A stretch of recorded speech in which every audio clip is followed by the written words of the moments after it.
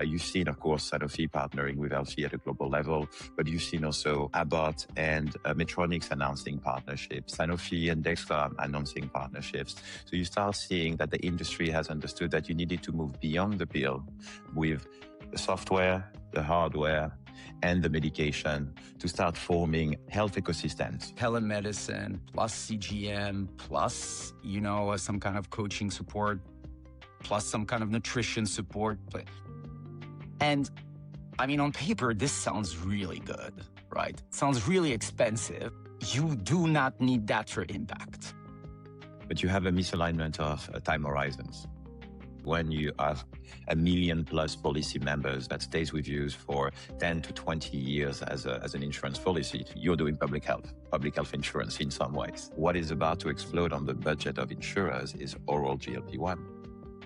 And now suddenly, and that was actually the big studies that we're presenting, we're going to start seeing a shift when these type of products and tools will be part of the daily lifestyle of a majority of a population. The prices will go down, but what does that mean from an insurer's perspective? Is that prevention? Is that curation? Is that included in your policy? And if so, what does that mean for your economics?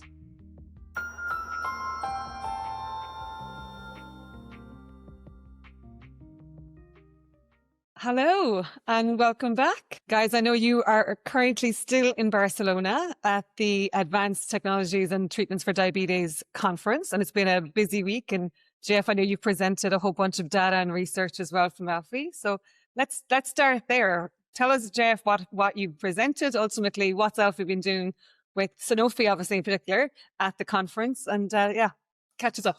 What's happened this week? It was great. We were both invited by Sanofi to participate on their booth, as well as we had a clinical publication that was done with Servier that was selected as a late-breaking abstract. So we had 2 reasons to be there, and I presented both on the e-poster as well with Professor Berwenger, and on the Sanofi booth key information on a few studies that we have made on medication adherence impact, and on the evolution of vitals from around 22,000 patients that we have followed across the world. So it was quite interesting to observe that no matter how you look at adherence, self-reported, clinical endpoint, or pharmacy sales out, I think that you're displaying on the screen now, that you observe the same trend that users of Alfie have an increase in medication adherence, which in turn, as you have seen on the next slide, we observe at the same time an improvement of several vitals, demonstrating that if you want to tackle chronic diseases, and if diabetes is your topic, then you have to realize that 80% of diabetes has 1, 2, 3, 4 other diseases. And if you treat them in silos, you get nowhere, or you multiply the frictions. While if you treat them at the same time, you actually treat the patient and deliver impact. So that was a good segue as well in the collaboration in the industry. You've seen, of course, Sanofi partnering with Alfie at a global level, but you've seen also Abbott and Medtronic announcing partnerships, Sanofi and Dexcom announcing partnerships. So you start seeing that the industry has understood that you needed to move beyond the pill with the software, the hardware, and the medication to start forming health ecosystems. And that's very interesting because we are really seeing a shift right now in the pharma industry to move into a platform industry. I'm very happy to be one of the actors selected to be part of these platforms with Sanofi. That's my short take, but maybe Ophir, you have seen a few other elements that got your attention. Definitely. So, look, I think that for me, the thing that always a little bit strikes me is that, look, let's zoom out for a second. You have today in the world, you have 600 million diabetics, plus minus. You have 10% of these guys that can probably afford, a CGM. And you have 15 million out of them that actually really need one. Okay? So I'm obviously, as a certified nerd, I am absolutely excited to see subdermal tracking and all these fancy algorithms, but it does constantly feel like we're trying to fight a wildfire with a garden hose. And I guess even beyond that, I think that the thing obviously that I care the most about, we care the most about, is impact. And as much as these exciting new developments and high-tech gadgets are exciting, they're just not going to cut it, right, to solve this issue. That's just the reality. And there's a few thoughts for me there. So I'm super excited for the people who really need them and that we're making progress to that. And that obviously is amazing. And that should never stop. But again, zooming out a little bit more, the thing that always fascinates me is that we all get really excited by this, high-tech way of tracking data. But realistically, how many people actually want to have a real-time flow of their data constantly every single time they eat a pizza? These numbers are insignificant, right? Like, again, this is what we keep repeating, right? Is that humans are humans. Nobody wants this. Like, very few people want this, like at scale. And I think this is, in a sense, it's almost good news. It's almost good news in the sense that you don't need that to have impact. The reality is that somebody that, check with a finger stick like 3 times per week and changes their behavior will have a similar impact to somebody, 80%, let's say, of the impact that you would have from a $3,000 a year CGM, right? Which leads us to the core of the issue, right? The reality is that the biggest impact that will happen will not come from a smaller sensor. It will come from the one thing that actually makes the biggest difference, which is medical compliance, right? And of course, there's a lot to say about that, but that's the thing that for me strikes me the most, I would say, as I was walking through the conference. And maybe the other thing that I thought was super interesting when I was walking through it, I had a really fascinating conversation with a brilliant doctor from Greece. And we were making this point that, the GLP-1, more progress in 3 years than fast-acting insulin in 10. This is a fascinating observation. This is a fascinating observation because, there's always this theory that, people don't want this because of the needle, no, right? It went just fine, right? So it just really tells you how the importance of the way you tell the message and the way you make people want this, and also the way that you create the pull from the patient side, right? Because the pull came from the patient side. They were the one who said, hey, I know what this does. I know how this works. I get it. They went to their doctor. They created that pressure. I thought that was a fascinating observation. These are, for me, like the two big things on my mind, I guess, after this conference.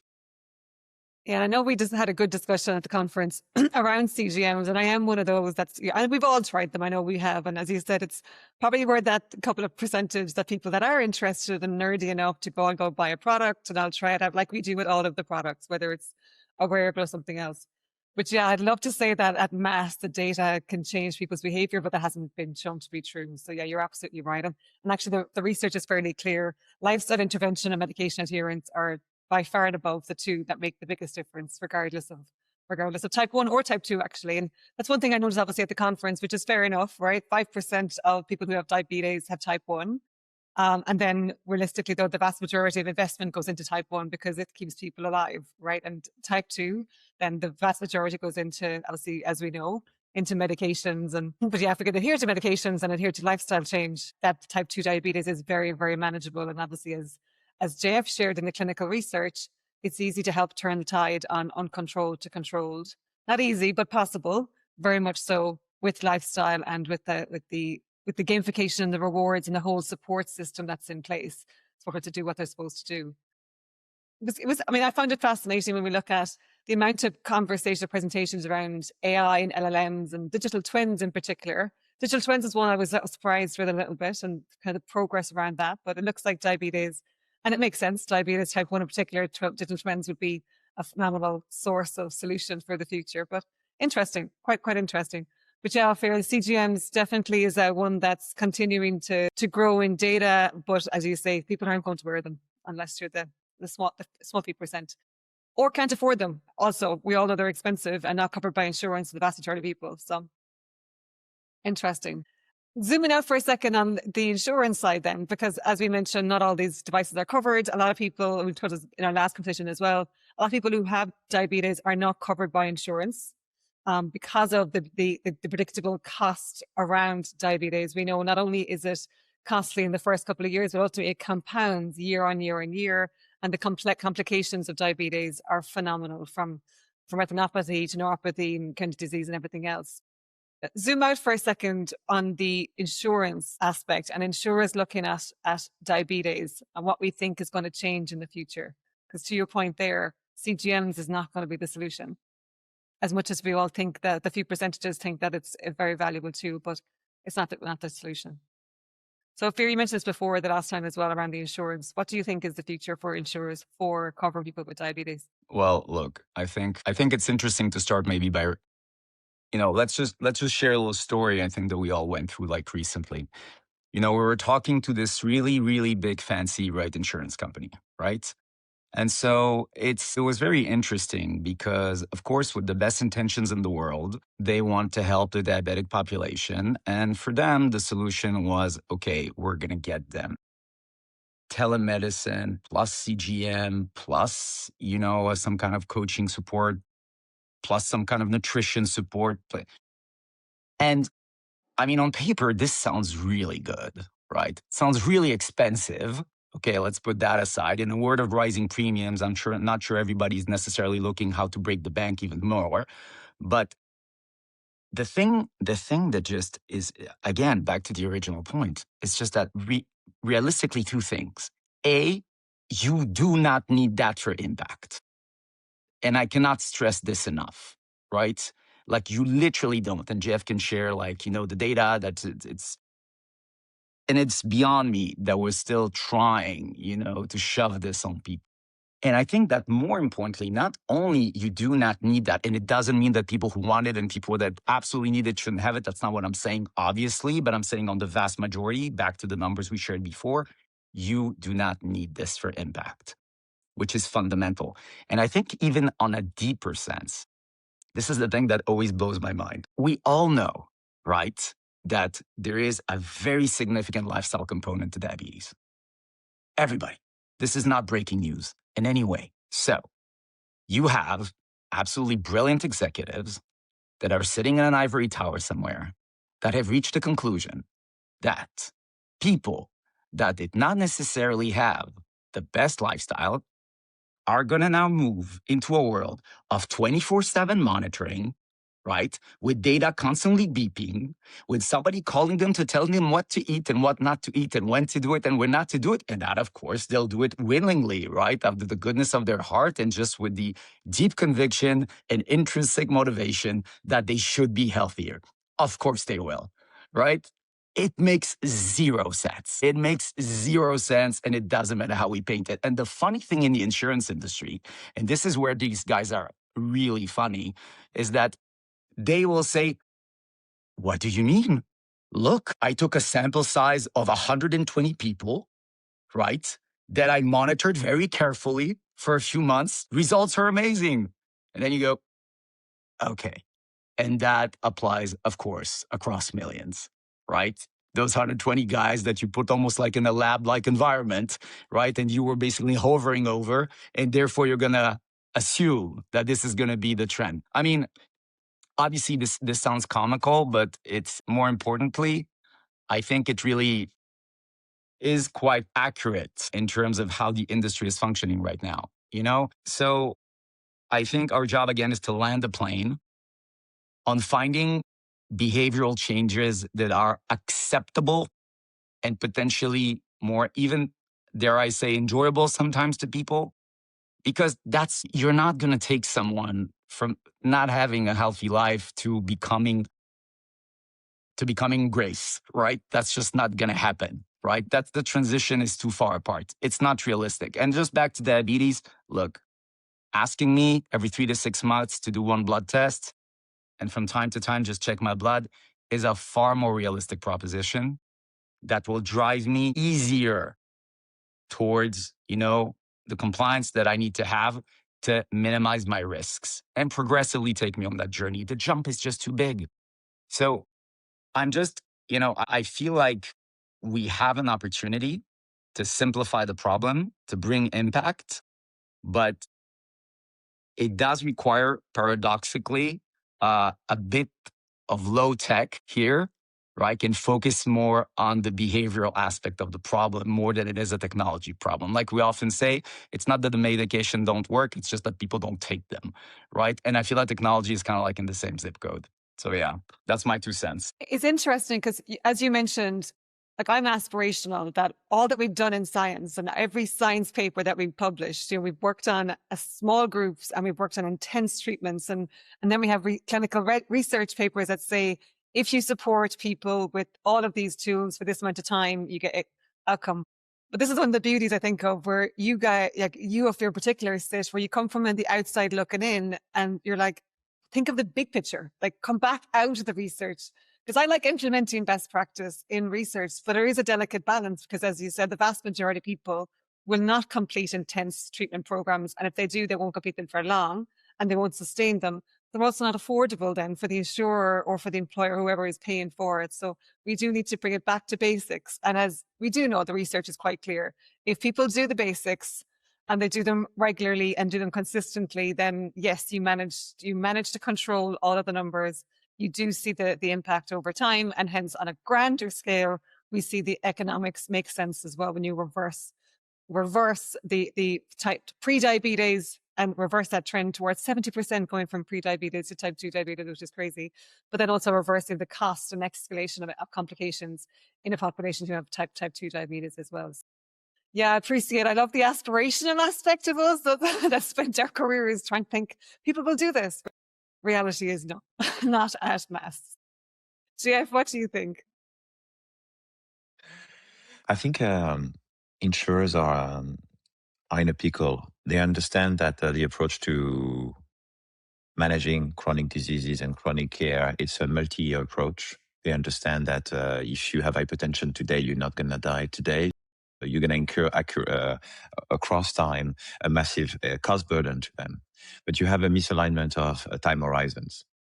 Managing health and public health, and I say public health for private health insurers because when you have 1 million plus policy members that stays with you for 10 to 20 years as an insurance policy, you're doing public health insurance in some ways. However, you're listed on the stock exchange, but they ask for your quarterly and annual budgets. And when you have to invest in public healthcare, you have to invest and do actuarial tables on several years. But if you incur the cost today for taking care of a risk that will compound across 2 to 3 years to 5 years, up to 10 years, then you start having a mismatch. And in many cases, private health insurance today are financially, in terms of governance and short-term incentive, not able to tackle the risk that they insure. Which CEO that has an average life duration of 4 years will incur during the first 4 years of his mandate the cost that will benefit the next 2 CEOs? He will probably be removed from the job for not having delivered immediate results. And health is not a short-term gain, except in certain niche acute diabetes cases where you can have an ROI within 90 days, and that is bankable. And that's why you see a few pet projects on a certain diabetes program for 500 patients there, 2,000 patients there. These are short-term wins. They don't scale. They're never going to scale. But they are the only ones that are fitting within the quarterly reporting to the stock markets, to the financial markets. And that's what I've observed as a friction. You have only certain insurers that are capable, usually they are not listed, that are capable of having a decade approach. And when you start looking at 10 years ahead, then a lot of initiatives that you can drive as a CEO start making sense. And so we'll see which insurers today have a time horizon of 1 year and which insurers today have a time horizon of 10. They will be able, the one with 10, they will be able to tackle the growing burden of claims that is growing every year and making health insurance not profitable and most of the population not insurable. So that's going to be a very exciting time to part the business model in the health insurance industry. It is interesting. I think you're right there. And you talk about the horizons is important. That's why life insurance I find is quite exciting because life insurance, typically you don't buy it for a year, right? You've got a long-term horizon when you buy it.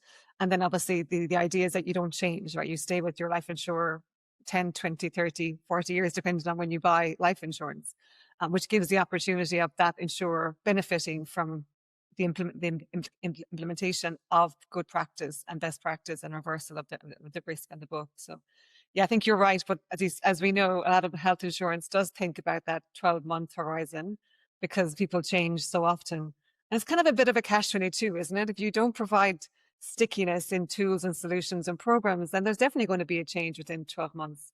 So it is an element of it might be a move from a life insurance that when you have actually a long-term retention plan, you can actually start doing health insurance. And maybe we will start seeing regulators allowing health insurance products that actually are multi-years in order to provide the reassurance that the effort that you do on your population for the first 2 years, you will capture it for the next 3. And that would actually probably unlock certain values for the industry at the benefit of the patient, the healthcare system, and the insurers all together. Yeah. I definitely don't want to change my insurance often, but I end up doing it because of price, because it's not sticky or there's not an engaging program often. Ophir, what's your take on it? I mean, I obviously agree with everything that Jeff said. I think that the question is really allocation of resources in my mind, because you see, if I want to impact in my current population, because as we all know, right, it's not that the diabetics are not here, right? They're here. They're in my population, right? It's just that, I don't necessarily know who has what. It's not necessarily true that they told me. I had to insure them anyway because they got it through group, right? So you go, okay. So as Jeff said, I don't want to take the hit, right?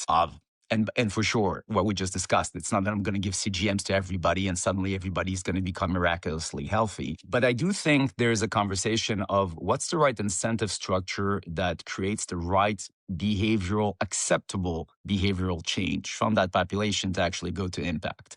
Because, it's like everything. Eventually, we will get there, right? Because the interesting thing is that the costs keep rising, right? They do.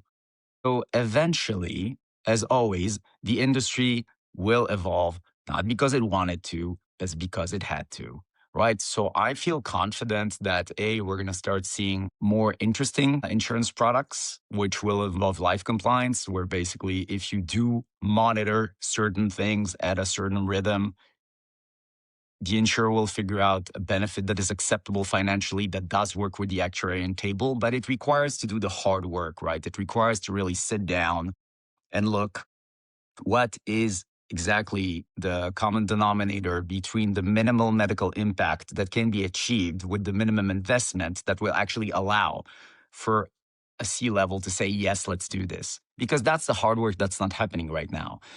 Everybody is still stuck in the zip code. Are you a funny marketing operation, to increase, maybe just the time that people stay on my policies? Are you like a fun little reward program, to bring people to my app that I know that they barely use, right? So we just need to go back to science, sit down with the medical team, sit down with the actuarial team, actually do the hard piece of math, because there is a common denominator. And again, I think that even though this sounds sarcastic, it's not. It's that the good news is that the barrier of entry is lower than what we think for impact, which means that math is possible. And this is the big news, right? The math is possible, but it definitely requires a different way of thinking, and it requires a big transformation. And these are slow-moving industries, right? So it's going to take a minute. Yeah, I guess that's for me the big thing. And maybe on an unrelated note, if I can just do a quick little segue, I think, one of the big things that I took out for this conference, having this conversation, on average, I learned that a type 2 diabetic spends 3 to 5 years in what they call clinical purgatory, right? Which is where, his sugar is not controlled, and the doctor is hesitant at what point do I pass him, to insulin, because of all the complexities that are involved, right? And so the interesting thing is that, again, CGMs, right? So, you'll know, and as we said, not sustainable. I was fascinated by the fact that, Sanofi's released that pen, which make it, just dumb-proof. We took the cap on it. How much you put in, how much you didn't. It's just, this is exactly what I mean. This is the kind of tech that is simple and answers a really simple question, doesn't require, it connects to whatever platform you want, right? That's fine. But that is actually the problem that you need to solve. That specific thing. And I thought that was interesting because again, it is, you don't need to fly that high in the sky, even though it's more exciting to talk about AI algorithms and how the machine's going to replace us. I mean, that's of course more exciting as a conversation topic. But if you're talking again about population impact, this is where I like, this universe where we actually, we float in, where we're like, between the pharma industry and the insurance industry. The pharma really has, the responsibility of thinking at scale, of thinking about, okay, I need something that's going to impact, the hundreds of millions of people out there, right? And whereas there is definitely on the insurance side, there's a bit more of a way of thinking of a happy few logic, right? And I think that it's the interesting connection between the two and how, the focus moves is how we're going to find, I think, real innovation in the months and years to come. I love it. JF, when we think about how does Elfie play in this, obviously it's bringing the science to life of lifestyle medicine, medication adherence, being able to support people monitoring when they need the pen and their adjustments and doses and everything else. Obviously, we talked about before as well, rewards, gamification, because people are inherently, so as behavior change needs incentives, it needs instant gratification, it needs it to be understandable. What does this all mean for Elfie? You've produced recent research on real world evidence and huge populations.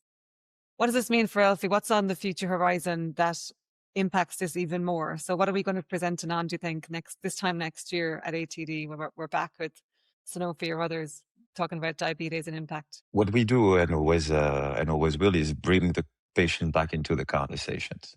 Because all these conversations have a tendency to happen with device vested interest, medication vested interest, care vested interest, insurance product vested interest. But the patients are actually not almost allowed on the floor. Ophir mentioned many times that is it really what will move the needle? Pun intended, when it comes to tackling diabetes worldwide. But I didn't prepare for that one, actually. But no, what do the patient needs? And we will keep bringing that back to reality to make sure that good intention actually scale for our partners. That we won't let them fall into the trap of sexy pilot projects that actually are moving the agenda of certain employees forward, but not actually the business of the company. But what would actually change, I think, across the next 12 months, it's a reasonable time frame, is we're going to start moving, and that we talk a lot about continuous glucose monitoring. We're going to look at continuous real world evidence generation. The ability for a pharma to start generating every quarter, every month, new real world evidence in order to protect the pricing, understand which part of the population they are currently underserving, which part of the doctors they actually are facing the biggest difficulties when it comes to treatment initiation. And we'll tackle the problem of treatment initiation and treatment inertia. But this ability to bring back the real world into focusing your attention into not the sexy latest tech, but to where the market and the bottleneck is, that's the role we will play. We played it already across the last 4 or 5 years on the patient front, and moving forward this year, we will move it as well on the doctor front. As I mentioned last time in the podcast with Elfie Care, and I mentioned it as well during the conference across the last 3 days. And we'll share some of that Elfie Care on the screen here as well, because to your point this is where there's a huge conversation around clinicians having access to the data, knowing what to do in real time, what does the research say, being able to connect with other experts in the field, and then being able to do real world research much, much quicker and much, much more affordable. It's obviously the expensive space. So yeah, the HCP platform that you're building, JF, is and expanded even more is really, really impactful. So yeah, it's one that I think every clinician that I talked to at the conference was asking the same questions of how do they make sure they're tapping into latest research without making it cumbersome and ridiculously inaccessible in terms of research and all that. So yeah, hence where we can simplify, how do we leverage LLMs and AI in order to make the doctor's life easier and get it more efficient? But at the same time, which is, I think, to your point, is very, very relevant here, keeping the patient or the person at the center of the entire journey. It means that you can serve many populations, many businesses without complicating and making it more cumbersome as it already is. It's a difficult enough and complicated enough condition. And as we know, it's not only typically one condition. The vast majority of people with diabetes have comorbidities And obviously, obesity is one, and we talk about GLP-1s briefly as well. And actually, on that, GLP-1s, we've been very little talk about this, but it's probably the hottest topic in the world of obesity and diabetes right now. Back to you for a second in terms of GLP-1s. What did you see at the conference? What were your thoughts? Did you hear much, see much, appreciate? We were there with Sanofi, but Lilly's booth was right across the aisle. What's your thoughts on the GLP-1 space, considering it's ballooning in the last 12, 24 months? I think it's amazing. I think that the data that comes out shows that it has, positive effects on longevity, positive cardiovascular effects.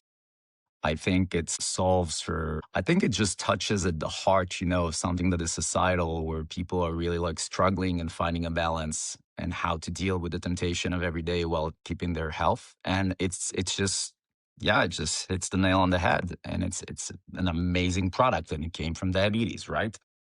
And so, yeah, I'm very excited about the development in the field. And I think I think we're going to see much more coming from there, from what I understand. But actually, there's another point that I just want to hammer on that Jeff mentioned that I think is quite critical. So, the great thing, because I want to circle back to what I said before about, the insurance doing a little POC, with 100 people like in a cage and very excited about the results, right? So there is tremendous value, right, in medical publications. And I think that one thing that we've learned with our pharma partners, it's about how to do them the right way. How to make sure that we follow the right standards, the right protocols, to make sure that our solution does demonstrate scale, and how we can cross-reference the different types of publications that we have to demonstrate that this actually works. And so one thing that I'm particularly excited about is that as we all know, pretty soon we'll be sharing some very exciting publications that we're working on right now. But to create the change, right, on the insurance side, I think that's the key. The key will be actually the quality of the publications that we'll be able to put out there. And these publications will be more and more about the ecosystem. It's not going to be about, just sure, will be a very important piece of course as we bring everything together, but it is going to be, the treatment itself, whatever digital platform you're on, maybe whatever devices are involved or not, but it's going to be that combination, right?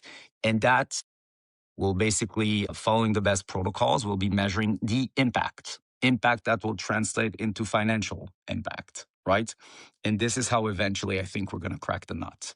So the partnership with the academic world and the future publications that we'll be investing in and focusing on, I think are going to be a big way for us to influence your industry to go in the right direction. Yes, American Heart Journal research will be coming live soon, but we're looking forward to sharing that, right? Yeah. Any final thoughts, Jeff? On the GLP-1, they were before the diabetes industry, that was the other drug, the GLP-1, fighting with insulin. Now, actually, it's working with GLP-1, and there have been a lot of exploration for type 1 diabetes patients, type 2 diabetes patients. What is the role of GLP-1? And it's working. Apparently, the results are phenomenal. What actually has moved now is the new metrics for performance of diabetes and diabetes treatment is time in tight range. Before it was time in range, now it's time in tight range, helping the level of precision and control is getting phenomenal. What is about to explode on the budget of insurers is oral GLP-1. And now suddenly, and that was actually the big studies that were presenting at the ATTD, you had the friction of the needle phobia. And then the current oral GLP-1s were a bit inconvenient when it comes to fasting and avoiding drinking water, so on and so forth. But the latest one, I don't put any name of any drugs, but people will be able to see very quickly. The oral GLP-1 that you can take before breakfast every day will be moving from GLP-1 being a cure or basically a disease care to becoming a wellness product. We're going to start seeing a shift when these type of products and tools will be part of the daily lifestyle of the majority of the population. The prices will go down, but what does that mean from an insurance perspective? Is that prevention? Is that curation? Is that included in your policy? And if so, what does that mean for your economics? That's what we see, and that was the ATTD is for. It's not a place only for geeks or very fancy professors, but it's actually have material economic impact for insurers and pharmaceutical companies and healthcare system all around the world. And it started a few days ago in Barcelona. Fear, any final thoughts as you No, guys wrap up? I'm not and going to leave the beat that conference? final thought. That was a perfect ending. We'll end on this. Perfect. Guys, enjoy the rest of your time in Barcelona. I know you're wrapping up the conference today and saying goodbye to all the Sanofi team and all the other clinicians you've met throughout the weeks. It has been great. I think it's always, I love conferences. Again, like us being geeks, we get to learn something and meet a whole bunch of new people that are tackling a big problem for the world, and are making strides in science and in technology, and bringing it all together at a conference at ATTD is quite exciting. So enjoy, safe travels. I know you're heading off to Africa next, if I'm correct. Indeed. I head back to the US, so I'll be in New York and Boston, where you guys will be down in the Ivory Coast, and then back up to Paris. So always a busy time, always plenty of travel. So safe travels. Same to you. Take care, guys. Thanks. See ya. Thank you for listening to Healthy Voices Rethinking Health. We invite you to connect, share, and subscribe. Until next week, stay curious, stay healthy.